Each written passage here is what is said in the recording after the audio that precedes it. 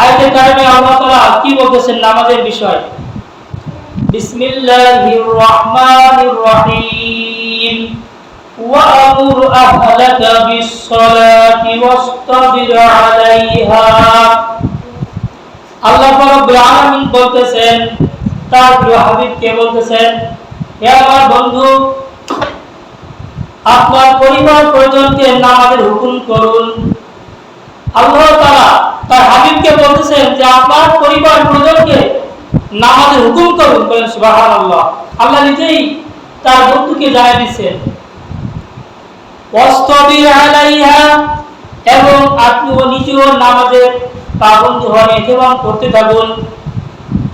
আল্লাহ নবীকে রাসূল সাল্লাল্লাহু আলাইহি ওয়াসাল্লাম কি দেন নাই?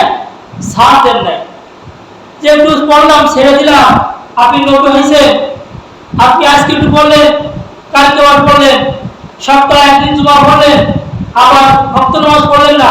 আল্লাহ নবী সাল্লাল্লাহু আলাইহি ওয়াসাল্লাম এই সাথ দেন নাই। তাহলে আপনি বলেন কি করে নামাজ ছেড়ে দিই? এই যে নামাজ ছাড়া যাবে না। লা নাসআলুকা রিজকান নাহনু নারযুকুক। আল্লাহ তাআলা বলেন, হে আমার হাবিব, আমি আপনার দিয়ে উপার্জন করতে চাই না, আমি আপনাকে দিয়ে কোনো কাজ কর্ম করাতে চাই না। আমি আপনাকে এই দিনের দাওয়াতের কাজে, দিনের কাজে লাগিয়ে রাখছি। আপনি শুধু দিনের দাওয়াত দিতে থাকুন, লা ইলাহা ইল্লাল্লাহ। আল্লাহ তাআলা তার হাবিবকে দিয়ে কি করতেছে? দিনের কাজ করতে চাইতেছেন, অর্থ উপার্জন করতে চাইতেছেন না। কিন্তু আল্লাহ তাআলা আপনাকে আমাকে এই নামাজের ফাঁকে, ইবাদতের ফাঁকে কাজ করার ছাড় দিয়েছে। আপনি কাজ করতেছি, কিন্তু কাজ করতে করতে আমার রক্তের সময় ঠিক নাই, আমি নামাজ কাজা করে ফেলতেছি, কিন্তু আমি মুসলমান দাবি করতেছি। এই আফসোসের বিষয়। নাহনু নারযুকুক, আপনি ইবাদত বন্দী করতে থাকুন, আপনি ইবাদতকে দাওয়াত দিতে থাকুন, আমি আপনাদের রিজিকের ব্যবস্থা করিয়া দেব। বলেন সুবহানাল্লাহ। তাহলে আমরা রাসূলকে আল্লাহ তাআলা বলেন যে আপনি নামাজ পড়ুন, আমি আল্লাহ তাআলা আপনাদের রিজিকের ফয়সালা করব। তাহলে আপনি নামাজ ছেড়ে দিয়ে সারাদিন রিজিকের তালাশে আছি, অর্থ উপার্জন করার জন্য চেষ্টা আছি, এই রিজিকের সম্পদে আল্লাহর কাছে কোনো মূল্য নাই, কোনো দাম নাই। এজন্য হাদিসে রাসূল সাল্লাল্লাহু আলাইহি ওয়াসাল্লাম কি বলতেছেন? যারা বেনামাজি, নামাজের ভিতরে গাফিলতা করে, আল্লাহ তাআলা তাদেরকে 15 প্রকার শাস্তি দেবেন। আগের জুমায় 5 প্রকার আলোচনা করেছিলাম, এই জুমায় 3 প্রকার আলোচনা করব ইনশাআল্লাহ তাআলা। আর রাসূল সাল্লাল্লাহু আলাইহি ওয়াসাল্লাম বলেন, মৃত্যুর সময় কি শাস্তি হবে ওই সকল নামাজি এবং বেনামাজিদের। তাহলে নামাজ ছেড়ে দিই, আমি দুনিয়া করতেছি আমার সন্তান, আমার পরিবারের জন্য, তাহলে এই নামাজ ছেড়ে দেওয়ার কারণে আল্লাহ তাআলা আমাকে কঠিন শাস্তি দেবেন মৃত্যুর সময়। যদি আমার মৃত্যুটা,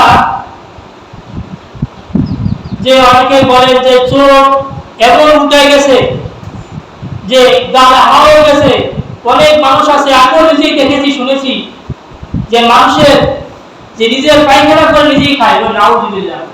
তাহলে কত বড় জিল্লতের মৃত্যু, কত বড় বেইজ্জতির মৃত্যু। এই জন্য সেই সময় আল্লাহ তাআলা বলছেন, বলেন নবী সাল্লাল্লাহু আলাইহি ওয়াসাল্লাম, ওয়া আম্মাল্লাতী তুসিবাহু ইনদাল মাউত।